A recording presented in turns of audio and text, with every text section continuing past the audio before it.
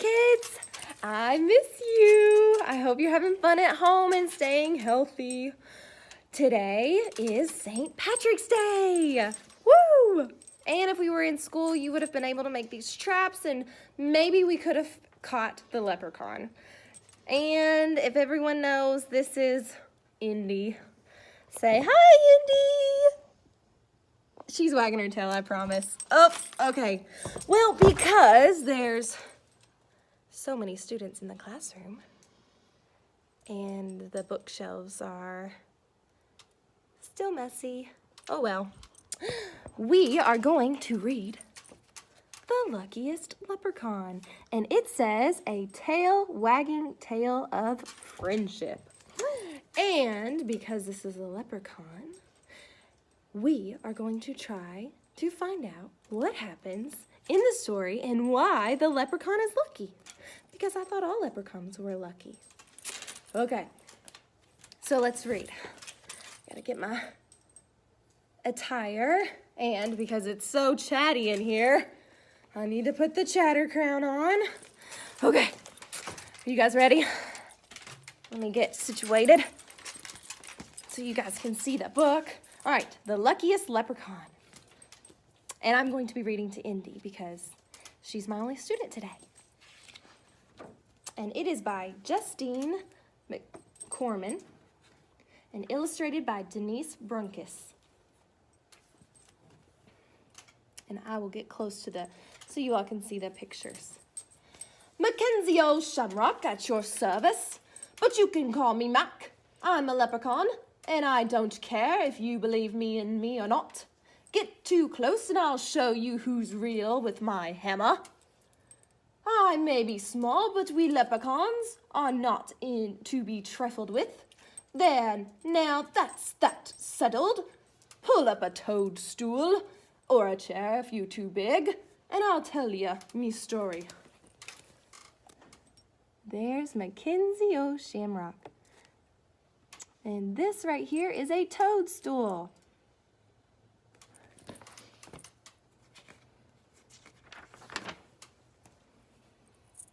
I was born beneath the fairy hill back when time was new. Ever since I've been making shoes for the fairy folk and guarding my own gold from greedy people. Treasure hunters have to get up pretty early in the morning to get the best Mackenzie or Shamrock. And since leprechauns work at night and sleep during the day, I'm much earlier than most. No, they haven't made the human yet who could outsmart me.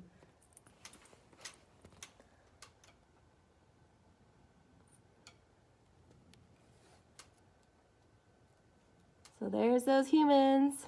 Can anyone find Mackenzie O'Shamrock?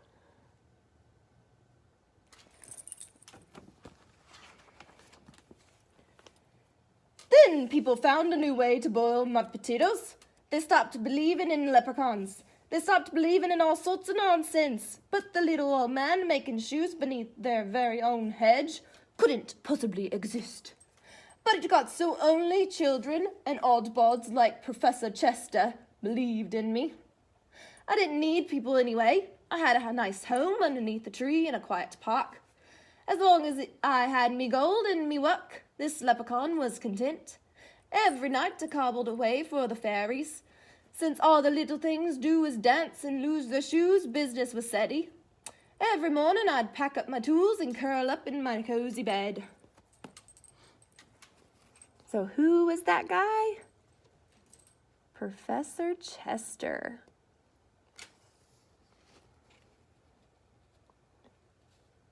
And whose home would that be?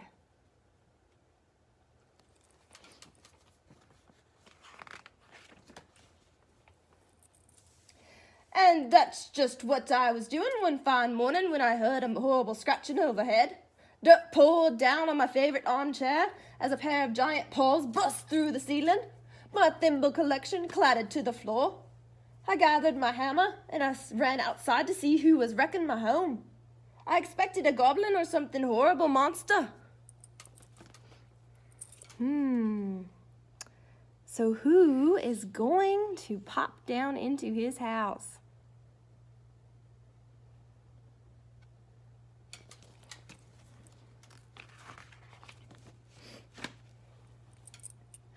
found a shaggy red dog burying a stinky soap bone. "Hello," she barked. "Who are you?" "I'm Mackenzie old Shamrock," I shouted. And you've got nerve destroying my home.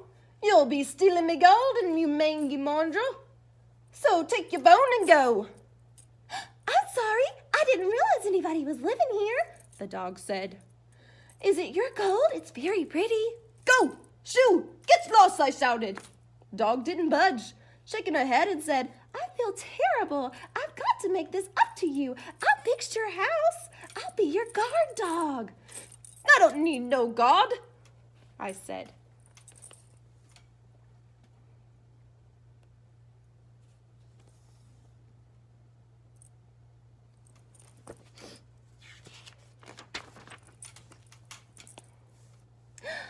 "But you must need a friend. Everyone needs friends," the dog said.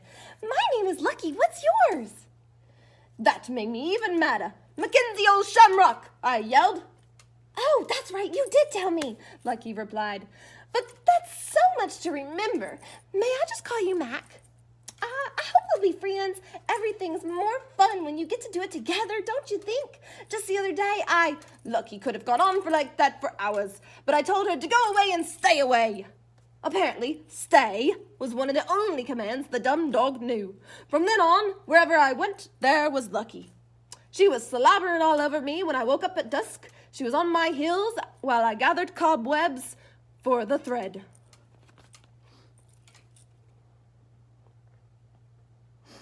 Anybody notice her dog collar?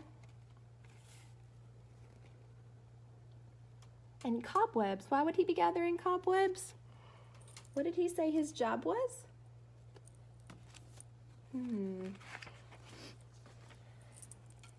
Lucky even told me when I made my deliveries to the fairies. Professor Chester was getting dangerously close. He even found a fairy shoe. "Don't worry, Mac," said Lucky. "You've got your guard dog, remember? I won't let anything happen to your gold."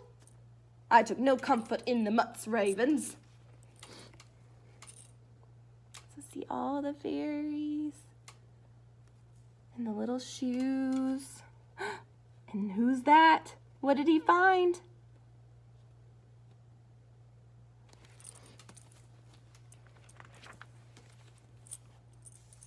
I watched Professor Chester poring over his books of leprechaun lore. "If only I could prove their existence," he muttered. I shuddered. "Maybe he'll just go away," Lucky said. I thought about packing up, but I liked my cozy life under the tree. Besides, business was good, and it's not so easy to find a park filled with fairies. Then, one day while I was sleeping, the professor found my tree. He was just about to capture me and would have gotten my gold for sure when... There's Professor Chester. Okay, make a prediction. What do you think's going to happen? Is he gonna get Mackenzie O'Shamrock, or is Lucky gonna do something?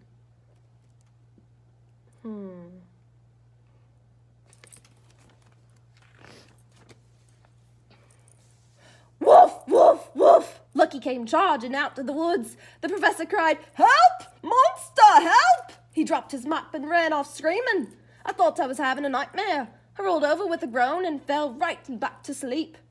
Professor Chester kept running until he was wore out his shoes of the soles of his shoes. It turned out the professor was scared of dogs. So what happened? Was your prediction correct? Did you think Lucky was going to save the day?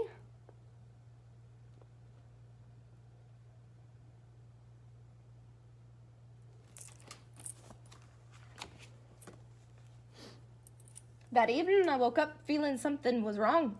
For one thing, the dumb dog wasn't licking my face. Suddenly, with a jerk, I remembered the nightmare. I checked for my gold and all my secret hiding places. It was gone, and so was Lucky. I called out Lucky's name until my voice was hoarse, but there was no answer. I felt as if I'd lost my shadow and my friend. Then it hit me. My worst fear had come true. The dog wasn't as silly as she seemed. Lucky had duped me into trusting her. As soon as I'd let my guard down, she'd run off with my gold. I, Mackenzie Shamrock, the smartest shamrock, leprechaun of them all, had finally been tricked out of my treasure. So, let's make another prediction. Do you really think that Lucky wanted his gold? Or do you think something else?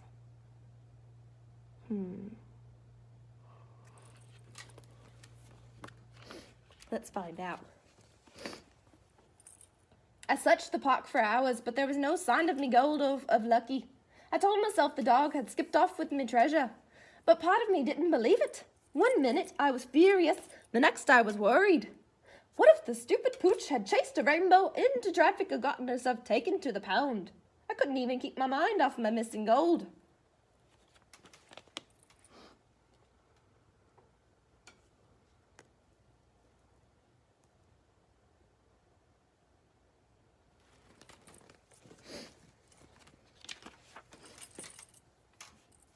By dawn, I'm the saddest leprechaun in the world. After centuries of being suspicious, I'd finally opened my heart and pow! The first friend I'd made had stolen me gold. The sun came up and I wiped away a tear. Then a voice behind me said, "Why are you crying?" I turned and saw Lucky and me gold. "Where were you?" I yelled. I was worried sick. Lucky licked my face. "You do care. I knew we would be friends." I wiped the dog slobber off my face and grumbled. I was worried about my gold.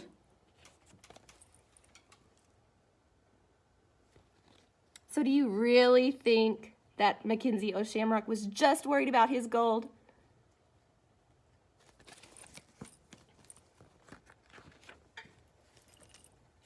Lucky explained that she'd been seen Professor Chester nosing around my near tree.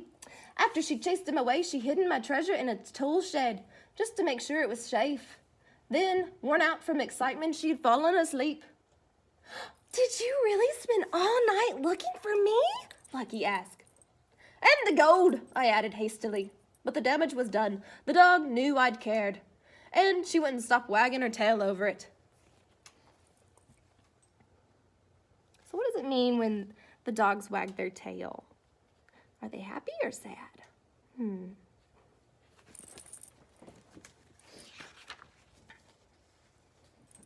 So there's my story. Leprechaun gets gold. Leprechaun gets dog. Leprechaun loses gold. Leprechaun admits that a loyal friend is more worth than gold, as long as the friend doesn't slobber too much. Now, if that isn't a tale worth telling upon a toadstool, I'm sure I don't know what is. The end. Okay, so here is your question. See, there's Indy. Indy, did you enjoy the story? Did you like the story? Did you enjoy Mackenzie Shamrock and Lucky? All right, so here is your question. And I don't know how to flip the camera. It says, how did Mackenzie O'Shamrock's feelings toward Lucky, the dog, change from the beginning of the story to the end? And after you answer that question, I want you to write, if you were a leprechaun, what kind of pet would you want to have and why? And I'm sorry if that's backwards. Bye! I hope you tune in for more videos!